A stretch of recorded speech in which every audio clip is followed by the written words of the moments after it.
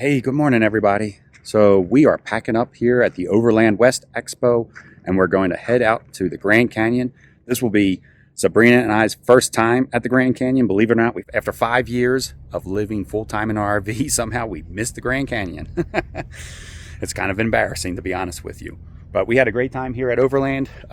This parking lot, or this parking area, was packed with a bunch of Overlanders and our Vista. We were the only Class A out here.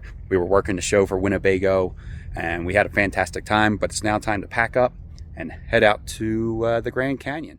We stayed at the Grand Canyon Camper Village Campground, which is less than 2 miles away from the South Rim entrance. It is also conveniently located to shops and attractions right through this gate. So all from walking distance, we have a pizza shop, a steakhouse. I'll swing around over here. You can see where we're parked. That's our RV right there at the campground. We got the Grand Canyon Chocolate Factory. And then straight across the street is the Grand Canyon Visitor Center. We're just going to head over to the Visitor Center right now. I actually interrupted Sabrina's conversation. It's okay, it's fine.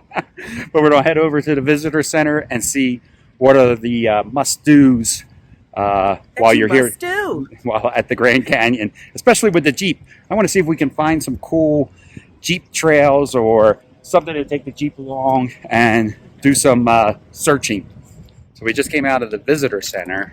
The one that's across the street from the campground here is actually what they would consider a commercial version of the Visitor Center. They have like IMAX, and you can do a IMAX experience of the Grand Canyon. But as far as like Visitor Center goes, she said, use your national park pass, your annual pass, to get inside the park. And then there's another visitor center inside the park, but she said it's closed right now.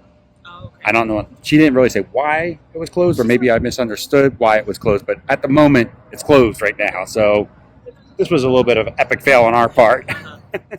If you have a national park annual pass, use the left lane while entering the park, as you are considered to be prepaid. This line moves faster than the others. Once through the gate, you are free to roam the park. We headed straight to Mather Point to meet up with some friends. So we made it to Mather Point parking lot. I would say it's the first parking lot right past the gates of the entrance of the Grand Canyon National Park. I don't know why I had a hard time saying that. We just found a parking spot here along the edge. Saw a couple other people parking along there. The lot itself is packed, so they recommend getting here as early as possible. I don't think they have 2:20 in the afternoon as early as possible. If you get here early enough, this lot does have RV parking. We met up with our friends Denise and Nick from Capstone Adventures and began to explore the canyon. This was a Monday afternoon, and this section of the canyon was crowded. But don't be discouraged. If you cannot get to a lookout point, there are so many great spots along the trail to stop and view. In fact, we found viewing areas along the trail to be better than the actual viewing areas, especially since we could get photos with no people in the shot. After an afternoon of the canyon, we picked up Belle and took her to a pizza place that was in walking distance of the campground. They have an outdoor patio that is dog friendly. The pizza was great, and we ended up eating there more than once through the week. The next morning, we got an early start and took Belle to the Grand Canyon with us. There's a huge difference in crowds from afternoon to morning. We felt like we had the place to ourselves. We walked a few miles of the South Rim Trail with Belle. The entire South Rim is dog friendly, which gives you over 12 miles of paved trails for your pet. They are pretty much allowed everywhere on the South Rim except for trails below the South Rim, shuttle buses, and buildings. We even took Belle to the Desert Tower. Even though she is not allowed in the tower, we thought the views from the ground were spectacular. And since the top floor of the tower has been closed for years, we don't feel as if we missed out on anything by not going in. Here is what I felt to be a hidden gem of a lookout. Go into Mary Colters' lookout studio, then go straight out their back door. Almost everyone walked right past this store. I guess the fear is that you would be hassled to buy something, but no one said a word to me as I went through. Just Google Mary Colters' lookout studio for its location. After a day of walking through the Grand Canyon, I think it's time to go find some food. We found a food truck nearby that gets really good reviews, so we're going to head over there. The food truck was located across the street from the Wendy's, which is also in walking distance of the campground. We give the burritos a thumbs up. They were very good and filling. After the burritos, we walked back out to the Grand Canyon Chocolate Factory. This store had more than just chocolate. They also had an assortment of candies, trail mixes, and gifts. I have quite the sweet tooth, and I was literally a kid in a candy store. I had a scoop of gelato, and Sabrina had a scoop of sherbet. Unfortunately, we did not try any of the chocolates or bring any back, so you guys will just have to go on your own and try it yourself. So we just saw the Grand Canyon IMAX show, and I would highly recommend it. I did not fall asleep, and I enjoyed it, so go see it. After the movie, I came back to the RV, took a nap, had a couple dreams of sunsets over the Grand Canyon, so I'm going to head out there right now and see if I can capture some of them. I don't think my sunset photos came out all that great. I'm going to share a couple of them with you now. But there was almost a smoky or a haze out here, so it was hard to get some of the colors to pop out in those rocks. The next morning, we took the Jeep out to search for the Grand View Tower. This is also in the south rim of the Grand Canyon, but you have to go a bit off-road to reach it. I would say as long as you have a high-clearance vehicle, you will not have a problem getting to the tower. We saw a bunch of Class Bs camped out along this road. All right, so we found the tower right up here. I don't know if I'm going to climb up that tower. I'm not great with heights.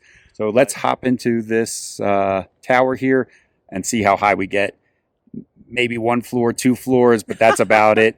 But for anybody that's a little bit more adventurous, I don't know if you can tell, these stairs are super steep, super steep.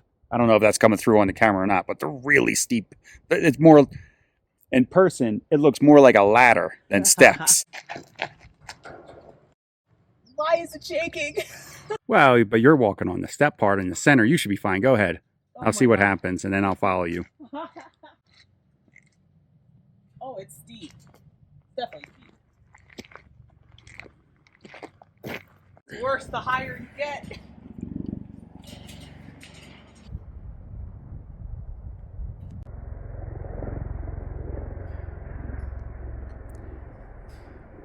There's more? Okay, I think I'm done. Okay. You did great. I don't know if I can get back down. Turn around and come down backwards. I'm gonna try. You know how clumsy I am. I know. I didn't tell you to go up there. I know. I still feel like a failure. I made it 1 flight extra, but my legs are shaking now. And so it wasn't the going up that's the problem. It's the fact that it's so steep coming down. So when I turned around, I was like, holy crap, I gotta get back down. And I'm not afraid of heights. You wouldn't believe it from this. So it's the coming down that's the problem. It's the coming down. I turned around and looked around and I was like, oh my gosh, I gotta still get back down. Part of it is too, I'll come over here and show you, like, you look right through the grates. There is no, these steps, you look right through them. So when you're looking down, it's, I'm telling you guys, I'm only on the 2nd level. And the camera probably doesn't do it justice, but it's sketchy looking. I made it in one piece. And that's why we're titling this video, We Survived the Grand Canyon. All right, so we are done with our trip to the Grand Canyon. I really, really enjoyed it. The views were awesome. I disagree with people who told us that 4 days or 5 days was too much. We didn't even see it all. Huh. And a lot of people told us it was just a big hole in the ground, which technically it is, but it's something to be seen in person. Pictures, videos, all that just doesn't do it justice. Yeah, it was really pretty amazing.